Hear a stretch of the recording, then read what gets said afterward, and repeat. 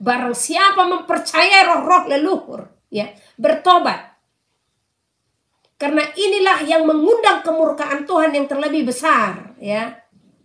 Jadi semua yang berada di wilayah Tanah Batak, Samosir, semuanya, inilah kemurkaan Tuhan atas tanah ini. Terlalu besar kepercayaan kepada roh-roh leluhur. Ada nanti orang tenggelam, nanti memohon kepada Danau Toba itu, namboru katanya, ya kan. Namboru apa? Ya, supaya mayatnya itu dikeluarkan, bertobat. Bagaimana Tuhan tidak murka jikalau kepercayaan kita seperti ini kepada Tuhan? Bukan hanya wilayah Tanah Batak, saya sampaikan di seluruh wilayah Indonesia, bahkan seluruh wilayah penjuru bumi ini, ya. Hilangkan, patahkan segala kepercayaan yang percaya kepada roh leluhur atau roh nenek moyang. Tidak ada yang berbahagia ialah mereka yang mendengarkan firman Allah dan yang memeliharanya. Saya berulang-ulang kali sampaikan, ya. Apalagi Tanah Batak, ya. Ini Tuhan sedang menahan segala sesuatu. Murkanya besar sebenarnya, ya.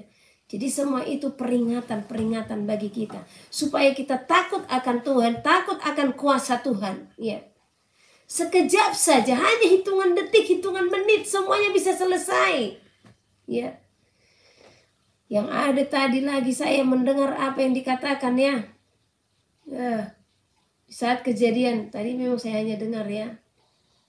Ada saudara di sini di apa namanya, waktu live mungkin, ya. Ada yang mengatakan Opung Sisingamangaraja sudah marah. Saya perkatakan kepada saudara sekali lagi di sini, ya. Barang siapa mempercayai roh-roh leluhur, ya, bertobat. Karena inilah yang mengundang kemurkaan Tuhan yang terlebih besar, ya. Jadi semua yang berada di wilayah Tanah Batak, Samosir, semuanya, inilah kemurkaan Tuhan atas tanah ini. Terlalu besar kepercayaan kepada roh-roh leluhur. Ada nanti orang tenggelam, nanti memohon kepada Danau Toba itu, namboru katanya, ya kan. Namboru apa? Ya, supaya mayatnya itu dikeluarkan, bertobat. Bagaimana Tuhan tidak murka jikalau kepercayaan kita seperti ini kepada Tuhan? Bukan hanya wilayah Tanah Batak, saya sampaikan di seluruh wilayah Indonesia, bahkan seluruh wilayah penjuru bumi ini, ya. Hilangkan, patahkan segala kepercayaan yang percaya kepada roh leluhur atau roh nenek moyang. Tidak ada itu.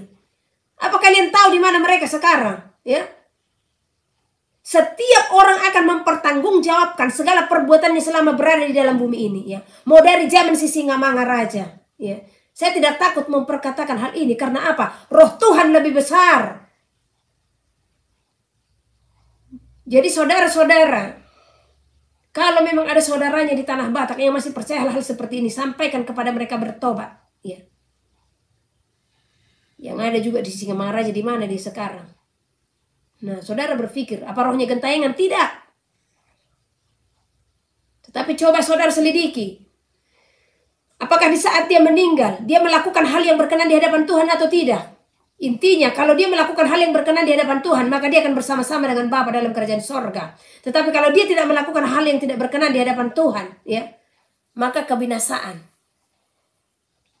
Nah, jadi jangan ikut-ikutan. Dan saudara juga jika mendengar hal ini, ya, jangan biarkan mereka di dalam dosanya, tetapi tegur segala kesalahan. Tidak ada namboru-namboru Danau Toba, ya. Tidak ada roh-roh leluhur, roh-roh Sisingamangaraja. Yang ada ini banyak percaya dengan roh-roh itu, ya, sampai dukun-dukun yang katanya songkop. Kalau songkop itu katanya kemasukan roh Sisingamangaraja, ya. Pada bangga semua di Tanah Batak ini, ya. Heran saya, ya. Ada seorang nanti mau jadi hamba Tuhan pun jadi lawannya, ya. Tetapi di saat mau jadi dukun, semua pada mendukung. Bahkan mungkin ada juga yang menyatakan diri sebagai pekerja-pekerja di ladang Tuhan, mendukung para dukun, ya. Saya heran, ya. Saya menemukan beberapa orang di Tanah Batak, baik Sintua atau apapun, masih percaya dengan roh-roh perdukunan. Ada apa ini, ya? Apa tidak dihempaskan nanti keseluruhannya itu semua? Percaya dengan batu-batu, percaya dengan pohon-pohon besar. Saya tidak senang dengan kejadian-kejadian terjadi. Saya sangat berduka. Ya. Saya melihat saja, saya tidak sanggup. Karena setiap nubuatan yang terjadi, itu saya sangat berduka. Ya. Yang ada, saya pun disamakan lagi dengan dukun, ya kan? Ada-ada saja. Jadi siapapun kita, baik sanak saudara, kita peringatkan kepada mereka, ya, untuk tidak pernah mencemarkan diri. Ini adalah percabulan di hadapan Tuhan, ya. Ini percabulan yang sangat besar.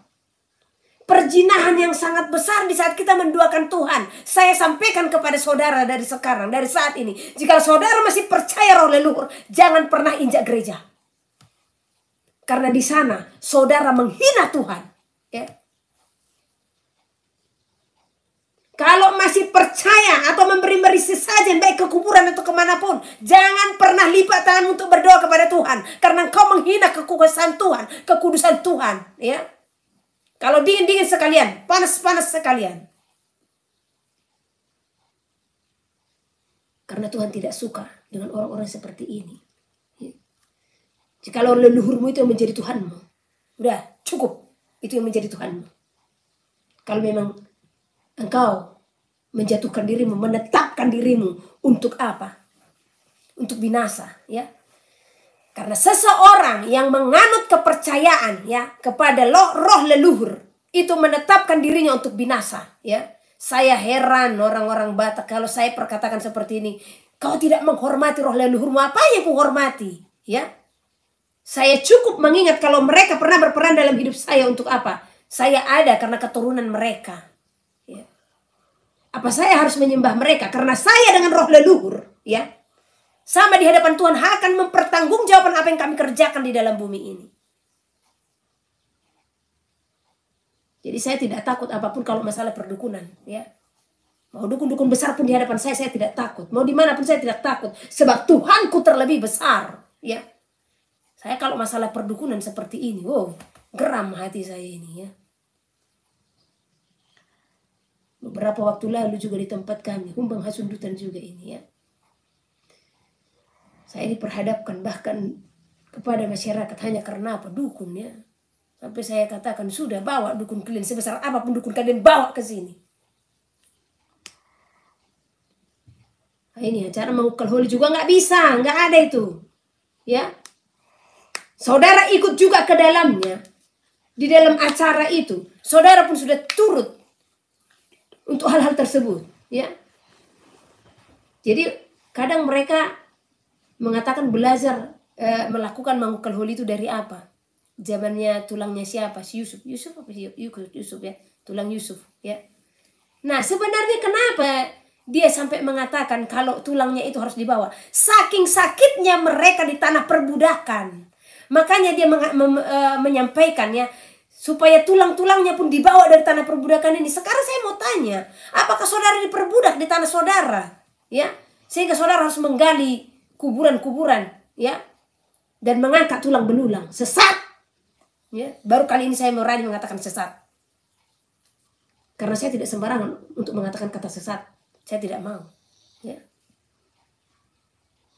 Tapi kalau yang seperti ini saya katakan bertobat, saudara. Ya. Saya sendiri tidak mau melakukan hal itu. Beberapa waktu lalu saya disuruh untuk melakukan hal seperti itu kepada nenek moyang saya. No, saya bilang tidak. Ya, dan saudara juga yang terlibat dalam hal itu, ya, saudara juga sudah ikut turut dalam apa? Percabulan di dalam Tuhan, ya. Ngapain pindahkan tulang belulang? Sudah, itu hanya sebatas tulang belulang. Nah, orang melakukan itu karena apa? Mereka percaya rohnya masih ada, ya. Diketok-ketok saja pintunya. Opung udah datang, katanya. Opung apa? Ya. Nanti opungnya baru mati, ya. 2 hari kemudian bunyi di belakang. Terak-terak katanya kuali, ya kan. Opung itu sudah membuka periuk, mau makan dia katanya. Nah, itu kepercayaan Batak ini hebat sekali, ya. Opung apa? Yang ada setan yang bekerja, ya. Karena manusia sudah percaya, sudah ada di dalam mindset ini kalau itu ada, ya, sehingga setan pun tertawa, yuk kita kerjain yuk mereka, pura-pura jadi opungnya. Nah, bekerja sama setannya semuanya, ya. Satu buka periuk, satu menyamar jadi opungnya. dan menyerupai wajah opungnya ya. Pura-pura ketawa, cucuku katanya. Percaya pula, "Mak, tadi opung datang," katanya. Jadi putus segala hal seperti ini ya. Ini bukan hanya Tanah Batak. Jadi jangan bangga dulu wilayah yang lain ya. Mau di Sulawesi, mau di NTT, mau di Papua, mau di Jawa, Sumatera, semua ada seperti itu. Takut akan hantu. Ya, sekarang saya mau tanya dulu dari sini. Ini ada 100-an orang. Siapa yang masih takut hantu? Ada yang berani jujur gak? Oh, ini di depan saya yang jujur. Ada hantu di? Gak ada hantu. Ngapain takut? Ini ada yang jujur ini ya. Haleluya. Nah, banyak orang takut hantu. Apa yang mau ditakuti dari hantu? Nah, banyak orang takut lewat kuburan, iya kan? Nah, sebenarnya coba saudara berpikir. Hantu itu pekerjaan siapa? Hantu itu pekerjaan setan ya. Jelas itu pekerjaan iblis. Apakah memang ada? Ya ada, mereka menyerupai ya. Nah, karena manusia yang sudah merancangkan dalam pikirannya ada pocong katanya. Pocong itu bentuknya seperti ini. Ada kuntilanak, ya, ada sundel bolong, ada genderuwo, ada tuyul. Nah, datang iblis, mereka ketawa-ketawa itu. Kita buat bentuk kita jadi genderuwo katanya. Jadi tuyul lah seperti itu ya kan? Nah, jadi akhirnya orang yang lewat kuburan, ya, hihihi katanya. Dan memang ada banyak seperti itu ya. Jadi bagi siapa memang yang roh kegelapan masih ada dalam dirinya karena ketakutannya, mereka bisa mendengar, bahkan bisa melihat, ya. Tapi kalau imanmu kuat, Tuhan tidak akan izinkan hal-hal seperti itu Anda lihat, ya. Ingat, banyak saya tanya, kenapa takut kuburan? Banyak hantunya. Kalian tahu nggak? Mana lebih banyak hantu? Di kuburan apa di rumah? Saya bilang, di kuburan lah Bu, katanya. Oh alah, rugi sekali setan itu ada di kuburan. Karena di kuburan hanya tulang belulang, saya bilang. Apa yang mau dicobainya dari tulang belulang? Saya bilang. Karena pekerjaan setan itu mencobai umat manusia. Menjatuhkan manusia ke dalam dosa. Ya. Nah, ngapain dia di kuburan? Siapa yang dicobainya di sana? Tetapi dia akan hadir di kuburan untuk apa? Mencobai orang-orang yang lewat, ya. Nah, karena orang yang lewat itu dia tahu. Mereka penakut. Akhirnya mereka muncul di sana, ya. Jadi kalau saudara tanya mana lebih banyak setan? Di rumah atau di kuburan? Di rumah, ya. Kenapa saya katakan demikian? Kita taruh satu rumah itu ada 4 orang. Ya. Nah, ini harus selidiki, ya. Jadi jangan cari setan di kuburan. Cari setan itu di rumah banyak sekali berdiam, bersemayam dengan karakter-karakter. Satu contoh dari keempat orang ini. Satu orangnya dia pemalas, ya. Dia pemabuk. Dia penjudi, ya. Dia suka memberontak. Itu aja udah 4, ya. Setannya udah 4 dari satu orang, ya. Kali 4 orang 16 setan ada di rumah itu sudah, ya. Di kuburan paling segitu panjangnya kuburan hanya satu yang ketihi katanya kan, hanya satu aja, ya. Nah ini di dalam rumah tadi saya katakan 4 orangnya kali 4 dosanya 16 setan, 16 hantu ada di rumahnya. Jadi jangan mau disesatkan dengan ketakutan saudara, karena rasa takut yang membuat saudara tersesat itu ya. Lewat kuburan, lewat kegelapan ya, nanti ada suara, ya. Karena itu sudah muncul dalam pikiran, ya. Akhirnya iblis bekerja, karena iblis bekerja melalui pikiran manusia, ya. Nah, jadi bagi yang masih penakut, saya sampaikan bagi kita semua bertobat, ya. Ada firman loh kepada penakut, ya. Coba cari dulu nih Wahyu berapa itu ya. Penakut katanya tidak akan layak untuk masuk kerajaan surga. Jadi jangan penakut. Iya loh di. Orang takut gak bisa katanya masuk surga. Iya, jadi jangan takut ya. Kalau gelap belakang, berani ke belakang. Sip, mantap. Nah, jadi seorang penakut itu, ini saya baca ini. Wahyu 21 ayat 8. Tetapi orang-orang penakut, orang-orang yang tidak percaya, orang-orang keji, orang-orang pembunuh, orang-orang sundal, tukang sihir, penyembah berhala, semua pendusta. Mereka akan mendapat bagian mereka di dalam lautan yang menyala-nyala oleh api dan belerang. Inilah kematian yang kedua. Wow, dahsyat sekali ya. Jadi sekali lagi, yang penakut, yang tidak percaya. Jadi kalau kebenaran sudah dibukakan bagimu dan itu sesuai dengan Alkitab dan kamu tidak percaya, maka apa yang ada dalam hidupmu ya, kamu akan masuk ke dalam lautan api yang menyala-nyala. Bukan saya yang katakan, firman Tuhan. Makanya di saat kebenaran itu disingkapkan, berilah hatimu, percayalah ya. Intinya uji segala sesuatu. Cara menguji itu bagaimana? Hubungkan dengan firman Tuhan ya. Nah, jadi Wahyu 21 ayat 8. Orang-orang penakut, yang tidak percaya, orang keji, orang pembunuh, orang sundel, tukang sihir, penyembah-penyembah berhala. Ingat, tadi yang percaya dengan roh-roh leluhur itu sama dengan penyembah-penyembah berhala. Semua pendusta. Jadi kalau saudara katakan engkau mengasihi Tuhan, tetapi engkau masih percaya dengan roh-roh leluhur, maka itu sama dengan pendusta ya. Nah, dan mereka itu kemana? Mereka akan mendapat bagian mereka di dalam lautan yang menyala-nyala oleh api dan belerang ya. Demikian firman Tuhan. Jadi bertobat ya. Nah, jadi di sini juga saya tetap minta topangan doa beberapa hari lalu ya. Ini Tuhan memberikan saya juga mimpi. Di situ memang saya terkejut ya. Ini sepertinya akan ada hempasan-hempasan lagi di beberapa wilayah yang akan terjadi. Topang doakan wilayahmu supaya itu tidak terjadi ya. Jadi saat itu saya dibawa terbang, saya dipeluk oleh Tuhan itu sendiri ya. Dan saya rasakan, hanya wajahnya saya tidak bisa melihat, selalu seperti itu. Dan di saat saya dibawa ya, tangannya itu diturunkan ke laut, ke air ya. Ke air intinya, mau air danau, mau air laut ya, ke air. Nah, diturunkannya. Dan di saat dia menurunkan itu seperti air ditarik ya, sap, seperti itu. Nah, dihempaskan ke bumi ya. Jadi dan saya juga banyak diperlihatkan sama seperti yang terjadi ini ya.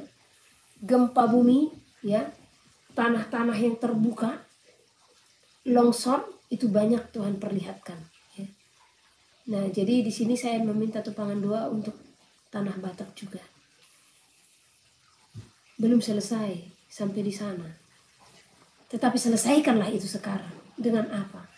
Saya memohon kepada seluruh wilayah di tanah Batak ya. Kalau tanah Batak itu kan sudah keseluruhan, mau Humbang, Hasundutan itu tanah Batak juga ya. Dimana lagi, intinya wilayah-wilayah Batak lah ya. Berdoa, Toba, Samosir, Humbang, berdoa ya. Naikkan lebih lagi ya. Begitu juga dengan wilayah-wilayah Jawa ya. Sumba, tetap berdoa. Lombok, Bali, Jawa Tengah. Ini kemarin Jawa Tengah kayaknya udah ada kejadian juga ya. Tetap berdoa ya, supaya semua dihalaukan. Nah, jangan saudara katakan menakut-nakuti, tidak. Tetapi supaya itu tidak terjadi, ya jangan pula kita menganggap sepele, menganggap rendah kan segala nubuatan ya. Nah, kita kembali kepada firman Tuhan. Nah, ini sebelumnya saya mau informasikan kepada seluruh kita. Ini saya lagi ada di tanah Soe. Ya. Di mana kita akan mendengarkan mungkin setelah kami kembali dari sini, atau nanti kalau Tuhan perintahkan untuk saya deklarasikan segala pesan-pesan Tuhan atas tanah Soe, saya akan deklarasikan di tanah ini juga ya. Nah, apa yang menjadi kerinduan Tuhan atas tanah Soe akan sama-sama kita perdengarkan dan kita sampaikan kepada seluruh saudara-saudara kita yang ada di tanah Soe dan juga NTT ya, bukan hanya Soe saja.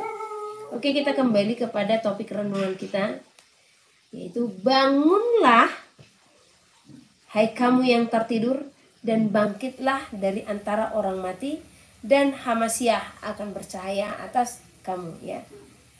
Jadi sebelumnya tadinya saya hanya mau bawa 4 ayat, ya. Tapi ini karena nubuatan tadi juga, ini saya mau membawa saudara dari mulai ayat yang kelima saja, ya.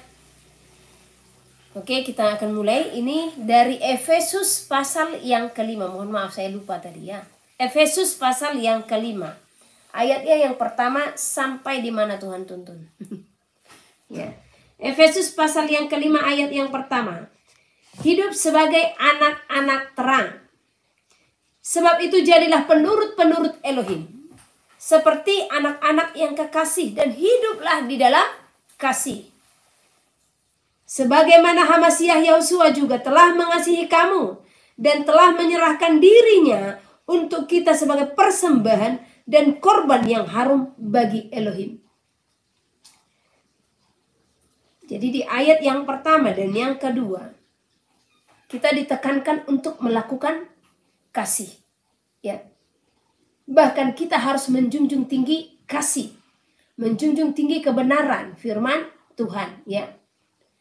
Nah, di dalam kebenaran akan firman Tuhan, di dalam kebenaran akan segala hukum-hukum Tuhan, perintah-perintah Tuhan, dan segala ketetapannya, ya, itu digenapi dengan kasih, ya. Ingat, Tuhan datang bukan untuk meniadakan, tetapi untuk menggenapi, ya.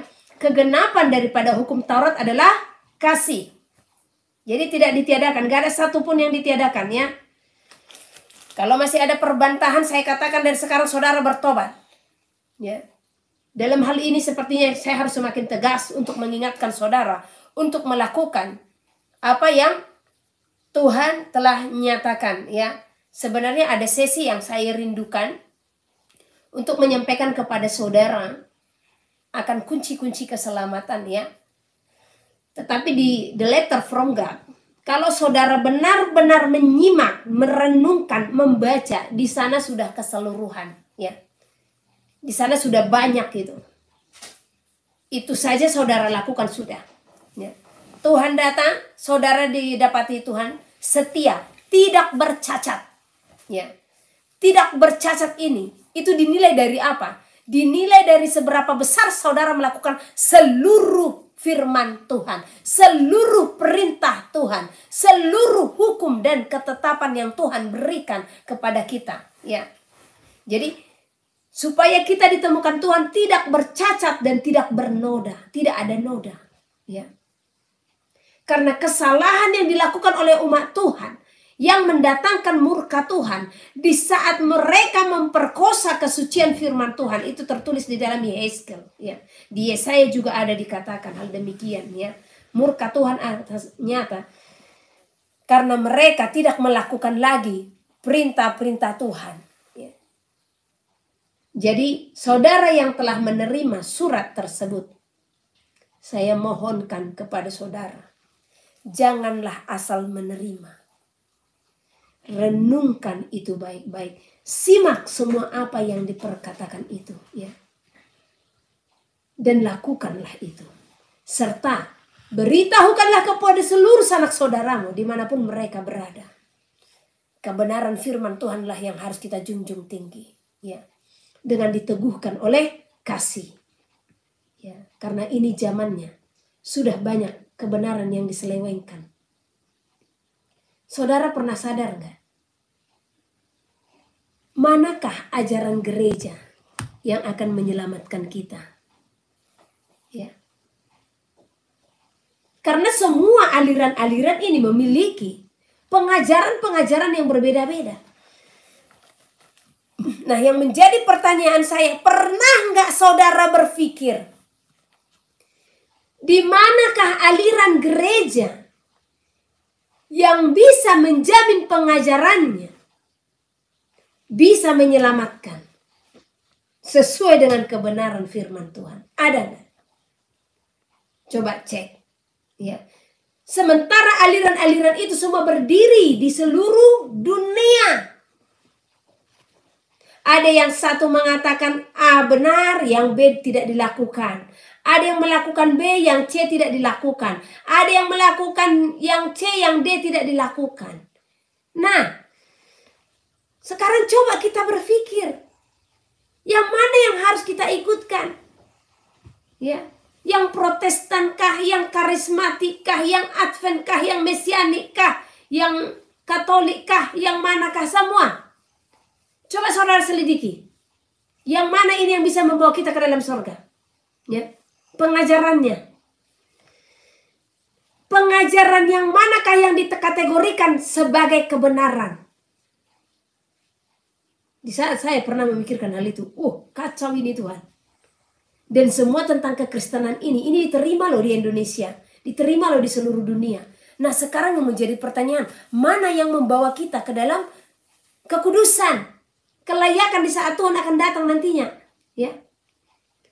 Karena satu contoh saya katakan, dia dari Mesianik, ya, janganlah dulu Mesianik, ajaran-ajarannya lah dulu ya. Nah, satu contoh saya buat satu, dia menerima nama Bapa, tetapi menyangkal karunia Roh, ya. Nah, nama Bapa ini sesuai dengan yang tertulis, ya. Karunia Roh ini sesuai dengan yang tertulis, tetapi ini diredupkan. Nah, jadi bagaimana? Apa sesuai seluruhnya dengan firman Tuhan? Kedua, ada mereka yang melakukan hari Sabat, tetapi mereka tidak di dalam praise and worship, ya. Sementara Sabat itu sesuai firman, praise and worship sesuai firman, ya. Berarti timpang kan? Yang satu dilakukan, yang lain dia diabaikan. Nah, ada dia kuat di dalam praise and worship, ya. Tetapi dia tidak menerima nama yang benar. Nah, sementara praise and worship ini benar dan nama yang benar ini benar, sementara yang satu dilakukan, yang lain diabaikan. Nah, sekarang apa yang harus kita kerjakan? Di pelayanan ini semua dikerjakan. Karena apa? Roh Kudus akan mengiring kita untuk melakukan semuanya. Karena apa? Tidak mungkin kan kita mengatakan, kalau saudara satu contoh di dalam Protestan, apa iya saudara berani mengatakan kalau karismatik itu sesat? Enggak kan? Saudara mengakui mereka juga untuk berdiri kan? Nah, di saat ada saudara kita satu contoh di Advent, apa iya berani kita mengatakan mereka sesat? Tidak kan? Nah, intinya mereka semua ini diterima di seluruh dunia. Namun, yang mana yang harus kita pilih? Ya, gak ada. Intinya, dimanapun saudara beribadah, mau di Protestan, karismatik, di Mesianik, di Advent, di mana lagi ya. Nah, intinya tetap kembali kepada kebenaran firman Tuhan, ya. Nah, ini kuncinya, kunci keselamatan ini. Dimanapun saudara beribadah, ya, lakukanlah keseluruhan firman Tuhan. Jangan satu kamu lakukan, yang lain kamu abaikan. Ya. Nah, di sini saya bersyukur Tuhan membukakan hal-hal ini. Ya, marilah kita bersyukur. Karena apa? Sekiranya Tuhan tidak membukakan, bagaimana kita akan layak masuk ke dalam kerajaannya. Ya, jadi disinilah persatuan itu tadi. Jadi kita mengambil kesimpulannya. Kita menerima Bapa, nama Bapa yang benar. Kita melakukan Sabat yang kudus. Kita menjauhkan diri dari binatang haram. Kita menerima karunia-karunia Roh sebagai panggilan yang berbeda-beda. Ya. Dan kita juga hidup sebagai penyembah dan menyembah Bapa di dalam roh dan kebenaran. Dan kita mempersembahkan penyembahan-penyembahan yang berkenan di hadapan Tuhan sebagai dupa yang harum di hadapan Tuhan. Jadi keseluruhannya kita terima. Ya. Jangan yang satu kita lakukan, yang lain kita abaikan. Karena semua ini sesuai dengan firman Tuhan. Inilah pemulihan yang Tuhan mau kita kerjakan untuk persatuan tubuhnya. Ya, jadi lakukanlah itu ya. Jadi tadi ayat yang pertama dan kedua ini membawakan kita untuk meneguhkan kebenaran firman Tuhan dengan kasih, ya, dengan kasih. Nah, itu yang paling utama. Karena walaupun saudara melakukan seluruh hukum Taurat, kalau tidak ada kasih sama saja tidak akan menyelamatkan. Bukan karena engkau dibenarkan bukan karena melakukan hukum Taurat, tetapi ada juga dikatakan engkau dibenarkan karena melakukan hukum Taurat. Kadang seperti bertentangan, tetapi sebenarnya dengan kita melakukan hukum Taurat itu dan kita menerapkan kasih, demikianlah yang berkenan di hadapan Tuhan. Ayat yang ketiga, tetapi percabulan dan rupa-rupa kecemaran atau keserakahan disebut saja pun jangan di antara kamu, sebagaimana sepatutnya bagi orang-orang kudus. Ya, bayangkan, menyebut aja, ya, bahkan lidah ini pun harus keluh akan segala rupa-rupa kecemaran, percabulan, keserakahan, ya. Disebut saja pun jangan di antara kamu, sebagaimana sepatutnya bagi orang-orang kudus. Jadi lepaskan hidupmu dari segala percabulan. Percabulan yang terbesar itu berbicara apa? Ya, menduakan Tuhan, perzinahan di hadapan Tuhan, kepercayaan akan roh-roh nenek moyang, kepercayaan akan roh-roh leluhur, ya. Nah, ini harus dipatahkan ini. Tanah Batak, Sulawesi, NTT, Papua sama ini. Ya, dengan roh-roh leluhur, Jawa juga. Oh, sama semua sebenarnya. Ya, kita ini sebenarnya keturunan siapa ini? Oke. Percabulan dan rupa-rupa kecemaran, ya, rupa-rupa kecemaran. Kita sudah mengerti kecemaran-kecemaran apa yang ada di dalam bumi ini, yang harus kita jauhkan. Pergaulan-pergaulan yang tidak berkenan di hadapan Tuhan, ya, dan segala macam, ya. Ayat keempat, demikian juga perkataan yang kotor, yang kosong atau yang sembrono. Ini sangat banyak. Tunggu saya baca dulu satu ayat ini. Demikian juga perkataan yang kotor, yang kosong atau yang sembrono, karena hal-hal ini tidak pantas, tetapi sebaliknya ucapkanlah syukur. Nah, banyak orang mengucapkan kata-kata yang sia-sia, yang tidak mengandung makna. Bercanda-bercanda dengan perkataan-perkataan kotor, dengan perkataan-perkataan sembrono, sangat banyak, ya. Saya ingat dulu bagaimana hidup lama saya. Saya di dunia pasar juga, ya. Namanya orang pasar, ya. Apalagi kita kan ada usaha. Jadi orang-orang kalau di dunia pasar itu, memanggil orang pun tidak dengan nama, tapi pakai apa? Cakap kotor. Apa katanya gitu, ya kan. Apalagi Batak ini keren banget, ya. Kalau ngomong kan terkenal dengan kerasnya, ya. Nah, tapi puji Tuhan, ya, Henis Tumorang kan diangkat dari tanah Batak. Jadi kerasnya juga masih dipakai dalam mengajar, ya. Tapi bukan kasar, ya, beda keras dengan kasar, ya. Nah, jadi perkataan-perkataan kotor seperti ini sangat banyak, dan bagi mereka itu, mereka tidak canggung lagi untuk mengucapkannya, ya. Dan kadang mereka bercanda, saya melihat dulu, mengingatlah masa lalu, ya. Kadang bercanda-bercanda seperti itu mama-mama ataupun bapak-bapak, ya, dengan perkataan-perkataan yang sembrono, ya. Nah, ini Tuhan tidak berkenan.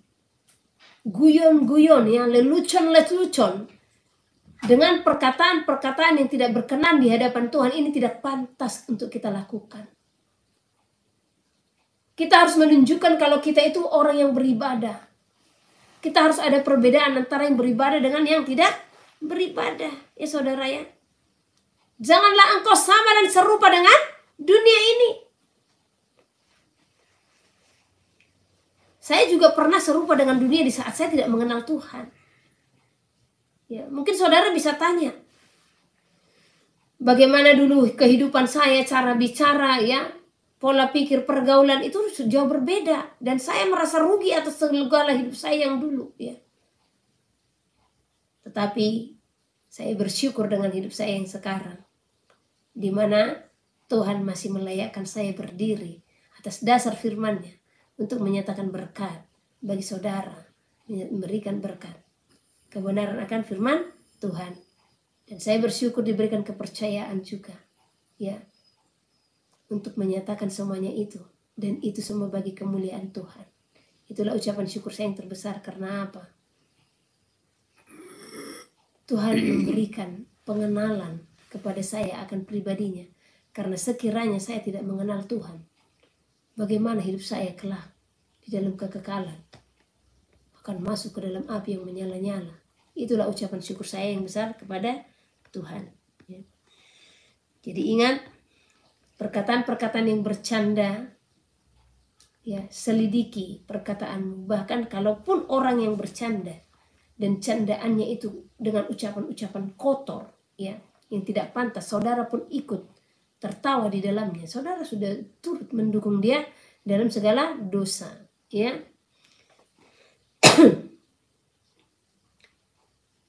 Demikian juga perkataan yang kotor, yang kosong atau yang sembrono, karena hal-hal ini tidak pantas.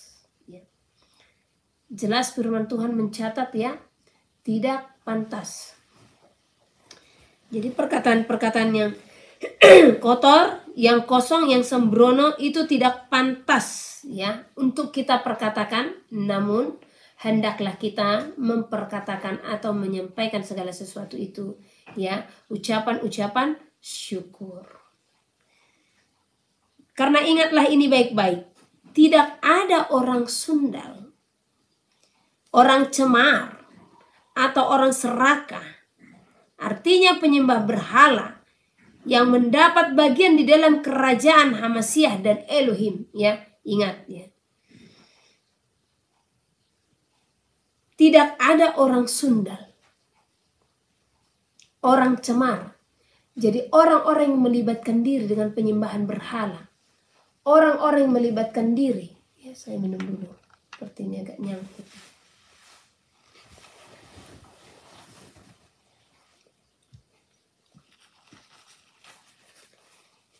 Orang-orang yang melibatkan diri akan kepercayaan roh-roh leluhur, mereka ini adalah orang-orang cemar, yaitu penyembah-penyembah berhala, ya. Dan dikatakan orang serakah juga, ya. Nah, keserakahan ini sudah banyak terjadi di seluruh penjuru bumi. Jangankan di kalangan jemaat, bahkan di kalangan yang katanya hamba Tuhan juga sudah banyak keserakahan. Mereka yang menyatakan diri sebagai hamba Tuhan, ya. Karena kalau hamba Tuhan yang sesungguhnya, maka mereka tidak akan serakah, ya. Tetapi sudah banyak yang menyatakan diri dan bahkan berdiri sebagai hamba Tuhan, tetapi keserakahan ada di dalam hidup mereka. Nah, maka orang-orang seperti ini, ya, tidak akan mendapat bagian di dalam kerajaan Elohim. Janganlah kamu disesatkan orang dengan kata-kata yang hampa, karena hal-hal yang demikian mendatangkan murka Elohim atas orang-orang durhaka. Sebab itu janganlah kamu berkawan dengan mereka. Nah, kalau saudara bertanya, firman Tuhan kan kita mengajarkan kita untuk saling mengasihi, kan? Nah, namun hal ini dikatakan jangan berkawan, tetapi pengertiannya yang paling dalam, makna daripada ayat ini, ya, bukan berarti kita benar-benar tidak menyatakan kasih kepada mereka. Tetapi jangan pernah terlibat akan dosa-dosa mereka. Jangan pernah tercemar dengan segala pelanggaran-pelanggaran yang telah mereka kerjakan, ya. Nah, saudara harus tetap menyatakan kasih kepada mereka, kecuali jikalau mereka memang mau menjauh daripada saudara, ya sudah. Yang penting ketemu sama mereka. Apalagi itu saudara, jangan karena saudara tahu dia berdukun atau apa, saudara seperti itu jangan, ya. Tetapi tetap sapa mereka dan tegur mereka di dalam kasih, peringatkan mereka akan segala dosa dan pelanggaran yang mereka telah perbuat, ya. Karena Tuhan juga akan menuntut di dalam Yehezkiel 33, ya. Jikalau hari ini kita bertemu dengan seseorang, ya, dan kita tidak menyatakan kebenaran, maka ia akan mati dalam dosanya, dan Tuhan pun akan menuntut pertanggungjawaban atas nyawanya daripada kita. Jadi setiap bertemu dengan orang-orang yang melakukan kesalahan, maka tegur mereka di dalam kesalahannya. Mereka mau bertobat atau tidak urusan mereka, ya. Intinya kalau kita sudah menyampaikan dan dia tidak bertobat, maka kita telah diselamatkan, ya. Ayat keberapa tadi? Ayat ke-8. Memang dahulu kamu adalah kegelapan, tetapi sekarang kamu adalah terang di dalam Tuhan. Sebab itu hiduplah sebagai anak-anak terang. Nah, sekarang yang menjadi pertanyaan saya kepada saudara, apakah saudara memang sudah benar-benar lepas daripada kegelapan? Ataukah saudara sudah benar-benar menjadi anak-anak terang? Ini harus diselidiki. Karena sering saya katakan, banyak orang menyatakan diri sebagai manusia baru yang sudah lahir baru, yang sudah dibaptis Islam, ya. Tetapi tidak memiliki pribadi yang diperbaharui hari lepas hari. Ini bukan manusia baru namanya. Tetapi baptisan itu hanya dianggap sebagai simbol saja, ya, tanpa kuasa dalam dirinya, tanpa penghayatan penuh akan arti daripada baptisan. Karena baptisan itu sesungguhnya adalah penerimaan kita penuh kepada Tuhan. Dia sebagai Raja, Dia sebagai Tuhan dan Juru Selamat dalam kehidupan kita. Dan kita menerima Dia untuk menyatu di dalam kita dan diam di dalam kita. Sehingga segala perbuatan-perbuatan dari dalam hidup kita pun itu adalah perbuatan-perbuatan yang menjadi terang. Nah, apakah saudara-saudara yang telah memberi diri dibaptis, sudahkah saudara menjadi terang tersebut? Ya. Sudahkah kegelapan itu tidak diam lagi di dalam diri saudara? Jikalau kegelapan itu masih diam, kegelapan adalah dosa, segala perbuatan-perbuatan yang tidak berkenan di hadapan Tuhan. Ya. Dan berulang kali saudara diberi peringatan, dan dosa itu masih tetap diam. Maka itu sama dengan apa? Orang bebal. Ya. Sebab itu hiduplah sebagai anak-anak terang. Ya. Jadi bagi kita yang sudah menerima baptisan, jadilah anak-anak terang. Ya, nah jadi ini nanti bagi saudara-saudara yang ada di NTT dan di Jakarta, ya, kita akan adakan baptisan. Jadi bagi siapa yang mau nanti dibaptis bisa telepon kita, hubungi kita ya. Nah yang di Jakarta sudah ada, yang di NTT juga sudah ada, ya. Kami siap untuk melakukan baptisan kepada saudara sebagai apa? Itu ibarat KTP, ya, kartu tanda kewargaan sorga, ya.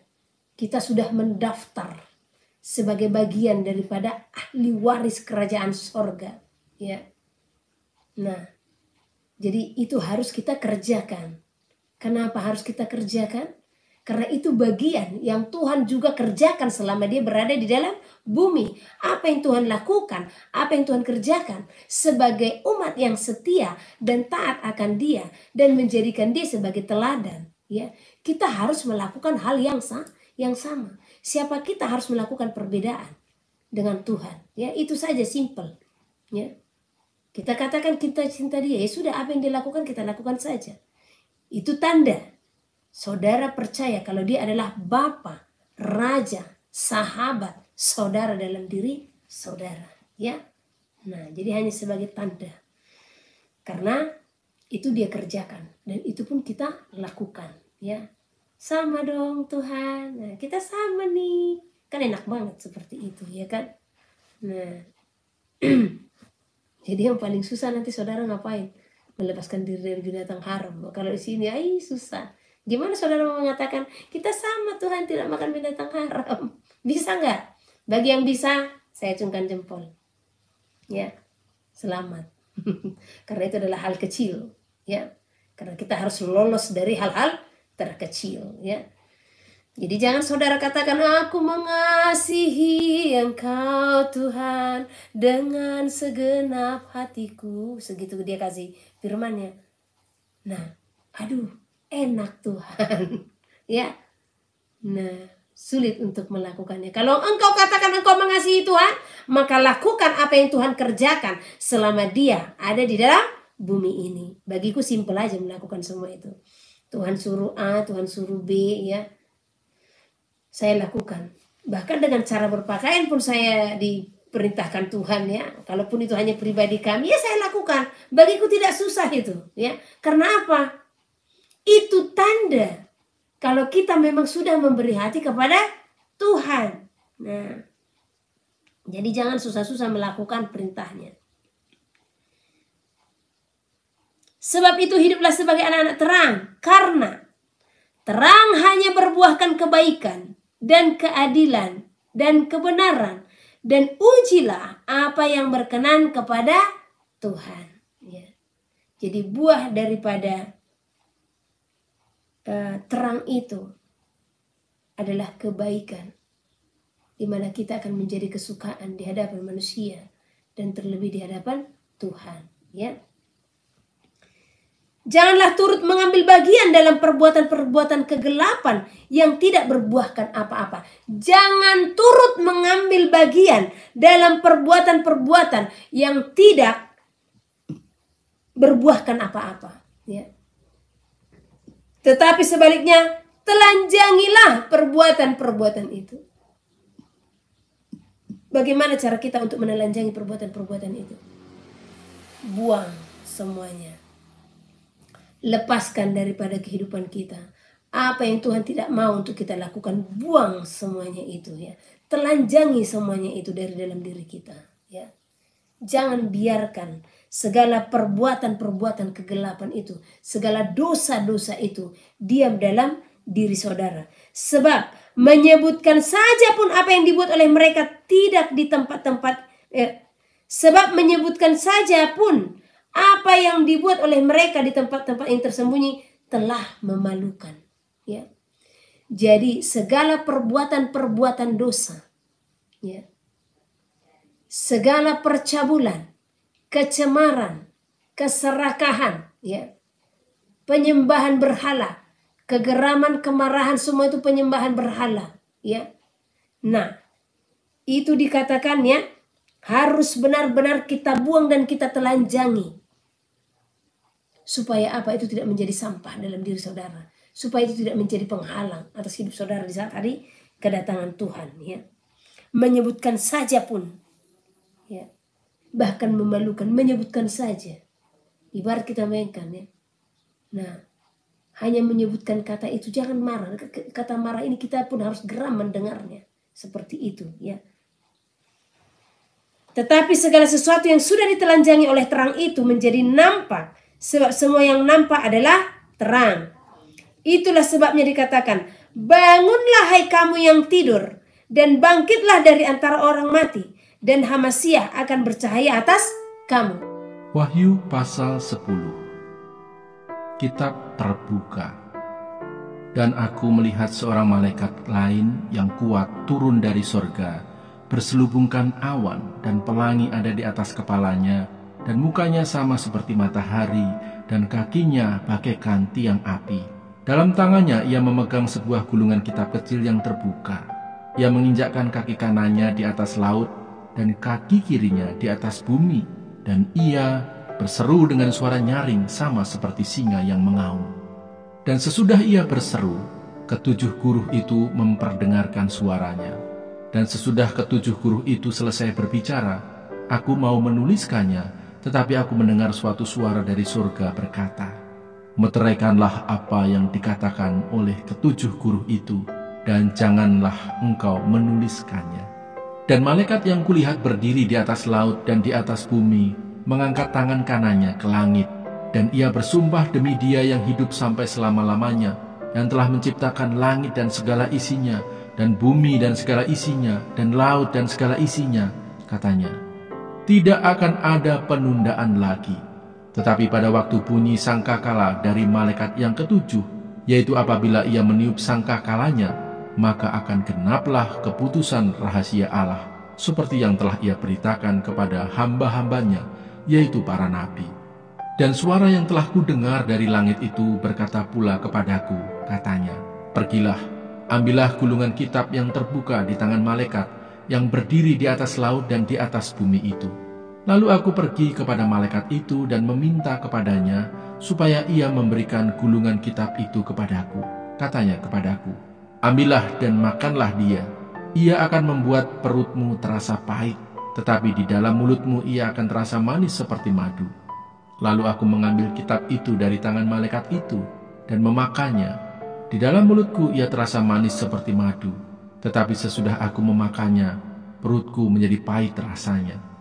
Maka ia berkata kepadaku, engkau harus bernubuat lagi kepada banyak bangsa dan kaum dan bahasa dan raja. Wahyu pasal 11. Dua saksi Allah. Kemudian diberikanlah kepadaku sebatang buluh seperti tongkat pengukur rupanya, dengan kata-kata yang berikut, bangunlah dan ukurlah bait suci Allah dan mezbah dan mereka yang beribadah di dalamnya. Tetapi kecualikan pelataran bait suci yang di sebelah luar, janganlah engkau mengukurnya, karena ia telah diberikan kepada bangsa-bangsa lain, dan mereka akan menginjak-injak kota suci 42 bulan lamanya. Dan aku akan memberi tugas kepada dua saksiku, supaya mereka bernubuat sambil berkabung 1260 hari lamanya. Mereka adalah kedua pohon zaitun dan kedua kaki dian yang berdiri di hadapan Tuhan semesta alam. Dan jikalau ada orang yang hendak menyakiti mereka, keluarlah api dari mulut mereka menghanguskan semua musuh mereka.